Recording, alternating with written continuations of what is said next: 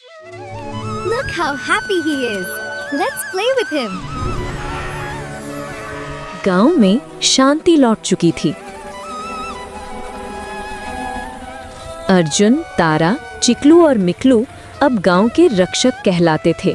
हर बच्चा उनको देखकर बच्चे कहते, वाह, ये है हमारे असली हीरो। लेकिन रात के सन्नाटे में पुरानी गुफा के नीचे कहीं गहराई में अचानक एक टूटा हुआ शीशा चमकने लगता है। उसमें धीरे धीरे कालनाथ का चेहरा उभरता है। कालनाथ फुसफुसाता है, अर्जुन, तुमने मेरा शरीर मिटाया, पर मेरी आत्मा अब इस दर्पण में है। अगली सुबह गांव में अजीब बातें होने लगती हैं।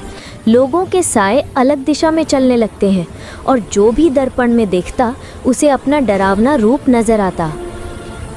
तारा कहती है, ये कोई साधारण जादू नहीं है। अर्जुन जवाब देता है, हाँ, ये दर्पण कालनाथ की नई चाल है। टीम बहादुर 4 फिर से एकजुट होती है। इस बार वे जाते हैं जंगल के दूसरे वाले पहाड़ की ओर, जहां एक बूढ़े संत ऋषि वायुदेव रहते हैं। ऋषि कहते हैं, कालनाथ का दर्पण तोड़ना आसान नहीं। उसे तोड़ने के लिए चाहिए सच्चाई का प्रकाश, जो सिर्फ दिल की रोशनी से जलता है। वो वहां से निकल पड़ते हैं और रास्ते में उन्हें बहुत सारे खतरों का सामना करना पड़ता है, जैसे एक पत्थर का पुल जो चलते ही टूटने लगता है, एक जादुई नदी जो सवाल पूछती है, और हवा में तैरता भूल भुलैया किला। मिकलू घबराकर कहता है, अब तो मैं घर जा रहा हूँ।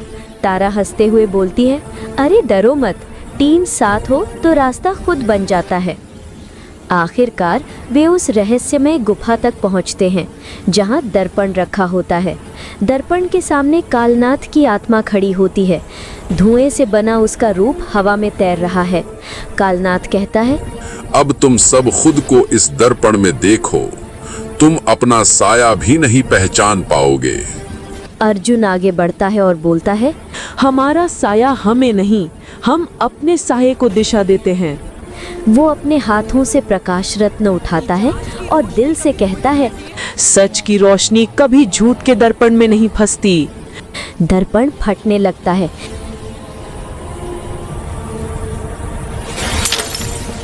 कालनाथ की आत्मा का युद्ध अर्जुन से होता है। अर्जुन कालनाथ की आत्मा को धूल चटा देता है। ये आत्मा चिल्लाती है, नहीं, ये संभव नहीं, और एक बवंडर में विलीन हो जाती है। दर्पण टूटते ही गांव के सारे साए फिर सामान्य हो जाते हैं। सूरज की पहली किरण खेतों पर चमकती है। गांव वाले खुशी से झूम उठते हैं। मुखिया कहता है, जहां सच्चाई की ताकत हो, वहां कोई दर्पण बुरा नहीं होता। लेकिन दूर किसी पहाड़ी पर एक नई छाया उठती है। एक रहस्यमय हंसी सुनाई देती है। कालनाथ खत्म नहीं हुआ, अब अंधकार का राज्य शुरू होगा।